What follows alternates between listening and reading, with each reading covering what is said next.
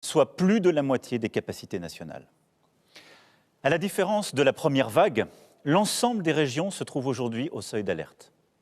Dans de nombreux endroits, pour prendre en charge les patients Covid-19, nous avons commencé à déprogrammer des opérations du cœur ou du cancer, parfois les mêmes qui avaient dû être décalées au printemps. Nous avons pris des mesures.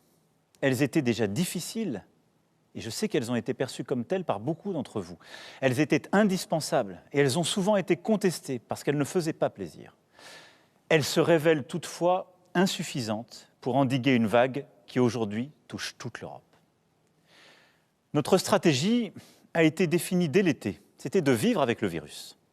Et il s'agissait de maîtriser sa circulation en nous appuyant sur nos capacités pour tester, alerter, protéger, sur les gestes barrières, sur la protection des plus fragiles et des mesures de ralentissement de l'épidémie territorialisées, au plus près du terrain. C'est ce que nous avons fait depuis le mois d'août. Avons-nous tout bien fait? Non. Et je l'ai dit, il y a 15 jours, on peut toujours s'améliorer. Mais nous avons fait tout notre possible. Et je crois profondément que notre stratégie était, compte tenu des informations qui étaient les nôtres, la bonne. Elle fut d'ailleurs celle de tous les pays européens. Nous aurions pu aller plus vite au début sur les tests, mais depuis plusieurs semaines, nous sommes un des pays d'Europe qui testent le plus. Nous aurions collectivement sans doute dû davantage respecter les gestes barrières, en particulier au sein de la famille ou avec les amis, qui sont les lieux où nous sommes le plus contaminés. Faut-il nous le reprocher maintenant? Mais surtout, il faut reconnaître que, comme tous nos voisins, nous sommes submergés par l'accélération soudaine de l'épidémie, par un virus qui semble gagner en force à mesure que l'hiver approche, que les températures baissent. Une fois encore, il faut avoir beaucoup d'humilité. Nous sommes tous, en Europe, surpris par l'évolution du virus. Certains pays, comme l'Espagne, l'Irlande, les Pays-Bas, ont pris plutôt des mesures plus dures que les nôtres. Pourtant, tous, nous en sommes au même point. Débordés par une deuxième vague qui, nous le savons désormais, sera sans doute plus dure et plus meurtrière que la première. À ce stade, nous savons que quoi que nous fassions, près de 9000 patients seront en réanimation à la mi-novembre, soit la quasi-totalité des capacités françaises. Nous nous organisons bien sûr pour y faire face, rouvrir des lits supplémentaires, et nous allons faire le maximum d'efforts tous ensemble, mais ce n'est pas suffisant.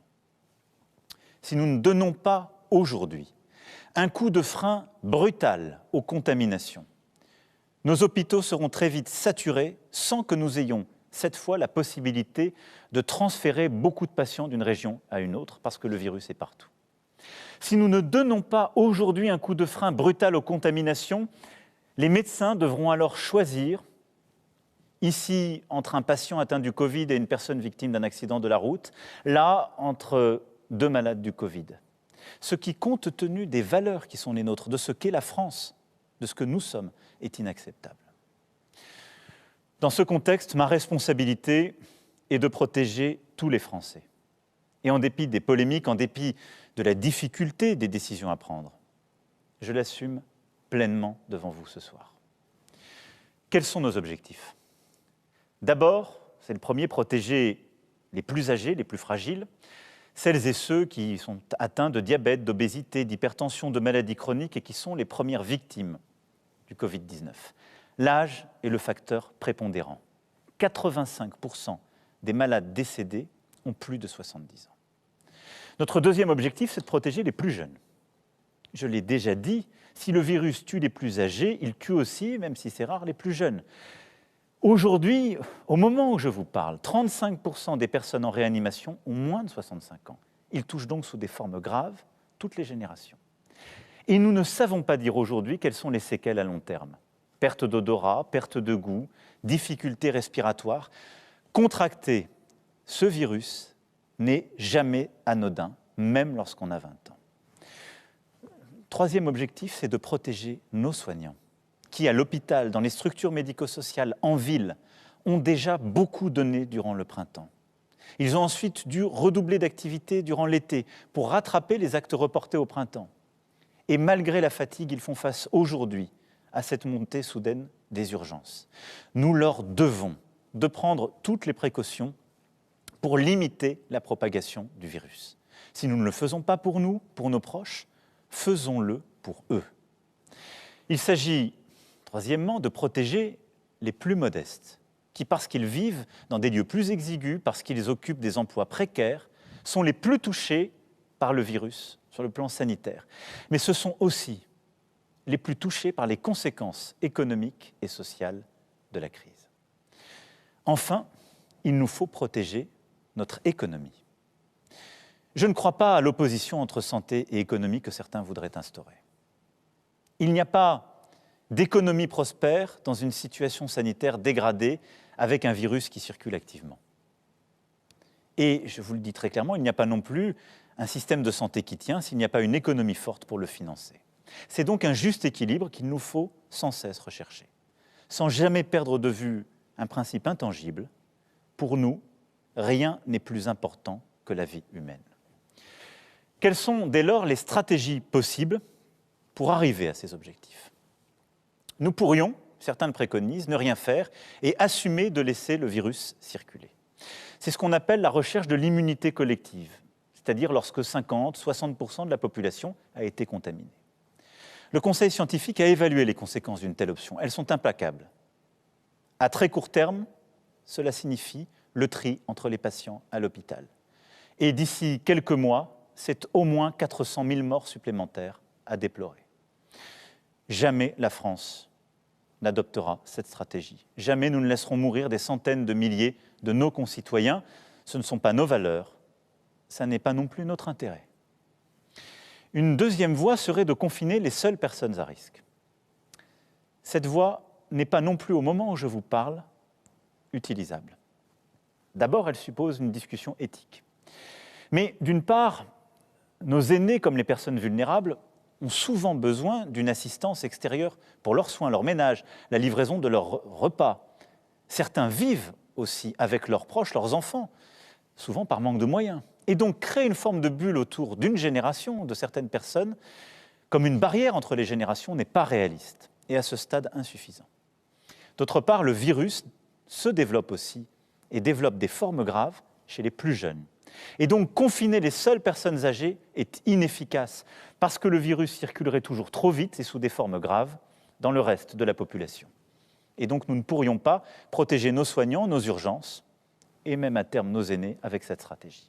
Elle peut être pertinente, elle n'est pas suffisante.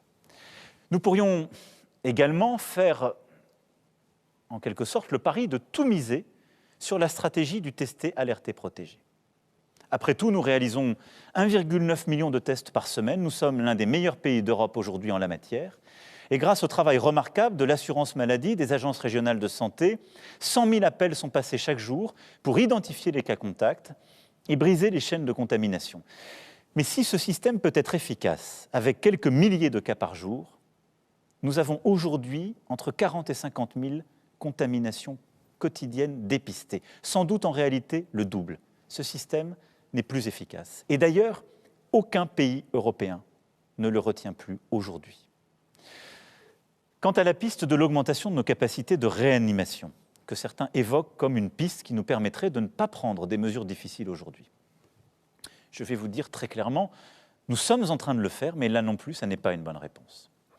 Nous avons les stocks de médicaments, les respirateurs, les masques, les blouses, les gants, tout le matériel nécessaire, parce que nous avons appris de nos insuffisances, de nos manques durant la première phase. Nous avons aussi formé près de 7 000 infirmiers et médecins pour pouvoir travailler en réanimation. Et nous avons ainsi poussé nos capacités, qui sont passées de 5 000 lits avant la première vague à 6 000 aujourd'hui, et nous allons les porter au-delà de 10 000 lits en réanimation. Donc, un effort colossal a été fait de formation, d'investissement. Mais il n'est pas suffisant face à cette vague. Nous agissons aussi sur le moyen terme. Le Ségur de la santé, qui correspond à 8 milliards d'investissements par an investis dans l'hôpital et notre santé, permettra de renforcer l'attractivité des métiers. Mais il faut 5 ans pour former un infirmier réanimateur, 10 ans pour former un anesthésiste. Il n'y a pas de solution magique, ce n'est pas en quelques mois que nous pourrons créer véritablement une capacité totalement différente. Nous ne pourrons pas non plus, compte tenu du fait que les autres pays européens sont saturés, faire appel à une main-d'œuvre étrangère à court terme. Du reste, quand bien même nous pourrions ouvrir beaucoup plus de lits, et malgré l'effort de doublement que nous avons réussi, qui peut sérieusement vouloir que des milliers de nos compatriotes passent des semaines en réanimation avec les séquelles que cela implique sur le plan médical? Quelle est donc aujourd'hui la bonne stratégie à retenir? Confiner les plus âgés, les plus vulnérables, tester, alerter, protéger, augmenter les lits de réanimation. Aucune de ces solutions n'est suffisante en l'état actuel. Il faut aller plus loin. Après avoir consulté les scientifiques, dialogué avec les forces politiques, économiques et sociales, après avoir échangé aussi avec tous nos partenaires européens et pesé le pour et le contre, j'ai décidé qu'il fallait retrouver, à partir de vendredi, le confinement qui a stoppé le virus. Tout le territoire national est concerné, avec des adaptations pour les seuls départements et territoires d'outre-mer. Mais parce que nous avons appris des événements du printemps, ce confinement sera adapté sur 3 points principaux. Les écoles resteront ouvertes, le travail pourra continuer, les EHPAD et les maisons de retraite pourront être visitées. Quelles seront les règles de cette nouvelle étape? Et le gouvernement, demain, les détaillera lors d'une conférence de presse. Il y a d'abord ce qui ne changera pas par rapport à ce que nous avons vécu au printemps. Comme au printemps, vous pourrez sortir de chez vous uniquement pour travailler, vous rendre à un rendez-vous médical, pour porter assistance à un proche, pour faire vos courses essentielles ou prendre l'air à proximité de votre domicile. C'est donc le retour de l'attestation. Comme au printemps, les réunions privées en dehors du strict noyau familial seront donc exclues. Les rassemblements publics seront interdits et vous ne pourrez pas vous déplacer d'une région à l'autre, à l'exception des retours de vacances de la Toussaint. Et donc, il y aura une tolérance durant ce week-end de retour pour que chacune et chacun puisse revenir de son lieu de vacances, pour que les familles puissent s'organiser. Les commerces qui ont été définis au printemps comme non essentiels, les établissements recevant du public, notamment les bars et restaurants, seront fermés. Comme au printemps, le « quoi qu'il en coûte », cette réponse économique parmi les plus protectrices du monde se poursuivra. Elle sera même plus importante qu'en mars pour nos petites entreprises fermées administrativement, avec la prise en charge jusqu'à 10 000 € par mois de leurs pertes en chiffre d'affaires. Les salariés et les employeurs qui ne peuvent pas travailler continueront quant à eux à bénéficier du chômage partiel. Et nous compléterons par des mesures de trésorerie pour les charges, les loyers des prochaines semaines. Et un plan spécial sera fait pour les indépendants, les commerçants, les très petites et moyennes entreprises qui, je le sais, redoutent plus que tout les prochaines semaines. Par rapport à mars-avril, nous avons, je le disais, appris et nous avons progressé. C'est pourquoi certaines règles vont évoluer. D'abord, nos enfants ne sauraient être durablement privés d'instruction, d'éducation, de contact avec le système scolaire. Trop de conséquences, trop de dégâts, en particulier pour les plus modestes. Les crèches, les écoles, les collèges et les lycées demeureront donc ouverts avec des protocoles sanitaires renforcés. Les facultés et établissements d'enseignement supérieur assureront à l'inverse des cours en ligne. Partout où c'est possible, le télétravail sera à nouveau généralisé. Mais, et c'est une seconde différence par rapport au printemps, l'activité continuera avec plus d'intensité. Ce qui veut dire que les guichets des services publics resteront ouverts, les usines, les exploitations agricoles, les bâtiments et travaux publics continueront de fonctionner, l'économie ne doit ni s'arrêter ni s'effondrer. Je vous invite donc, dans la mesure des possibilités de chacun, à participer de cet effort en travaillant, en soutenant les entreprises aussi qui, proches de chez vous, ont innové à travers des commandes à distance, la vente à emporter ou la livraison à domicile. Le gouvernement, d'ailleurs, accompagnera les très petites et petites entreprises comme les moyennes entreprises, les artisans aussi, qui entreprendront des démarches de numérisation. Nos frontières intérieures à l'espace européen demeureront ouvertes et, sauf exception, les frontières extérieures resteront fermées. Bien évidemment, les Français de l'étranger resteront libres de regagner le territoire.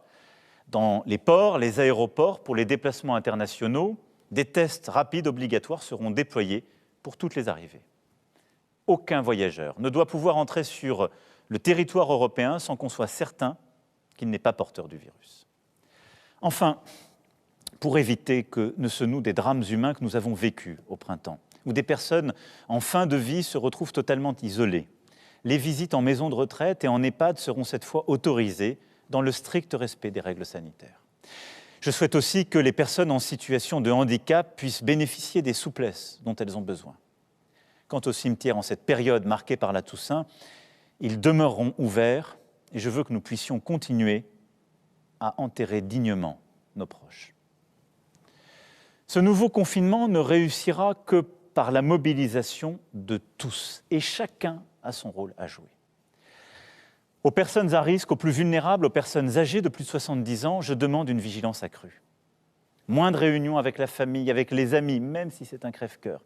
Et le respect de la distanciation physique, y compris au domicile. Le port du masque systématique lorsqu'on se trouve à l'intérieur en présence d'une autre personne. Même un proche, même un enfant ou un petit enfant, c'est très important pour vous.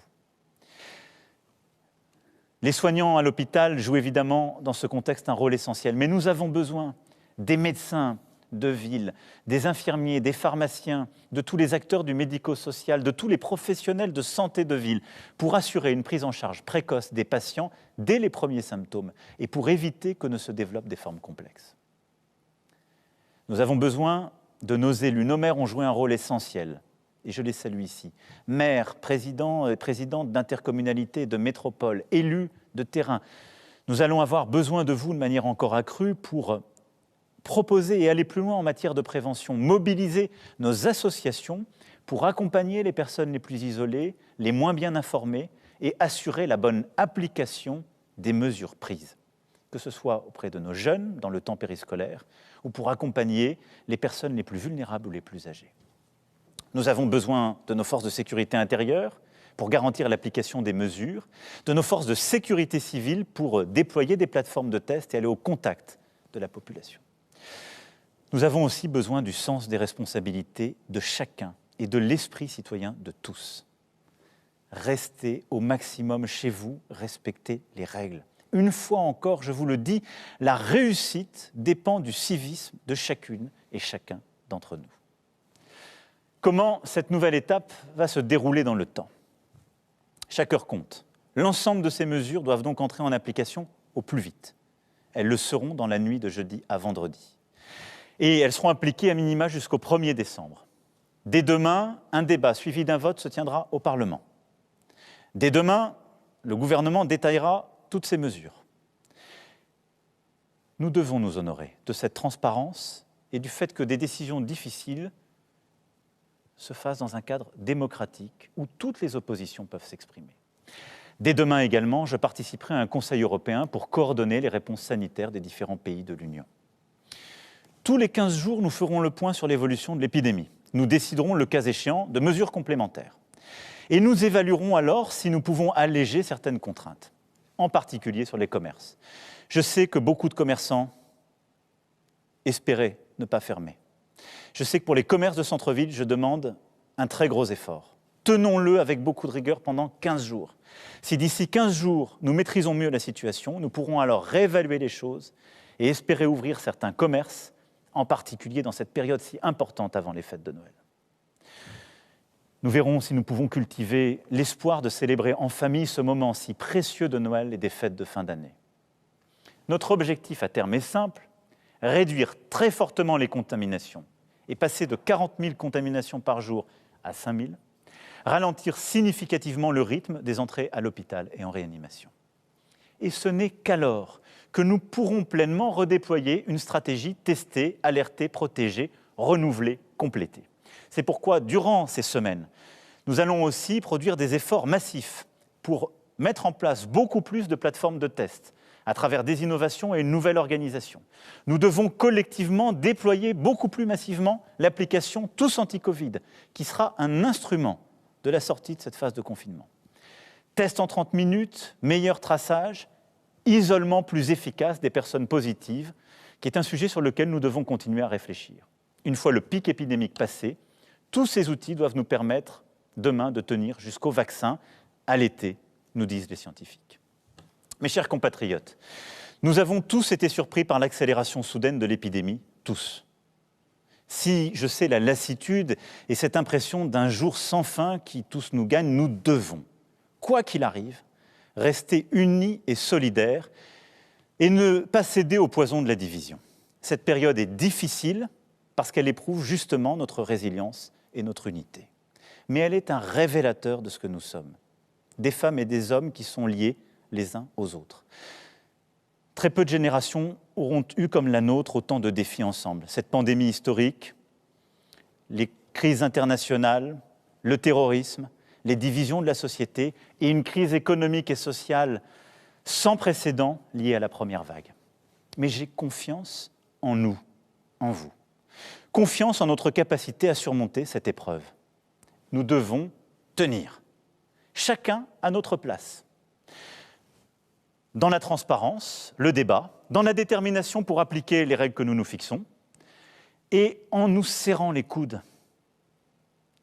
À nouveau, nous nous relèverons si nous sommes unis, et nous serons unis. Nous avons besoin les uns des autres, nous sommes une nation unie et solidaire, et c'est à cette condition que nous y arriverons. Nous sommes la France. Je compte sur chacun d'entre vous. Je serai là, nous serons là, et nous y arriverons tous ensemble. Vive la République et vive la France!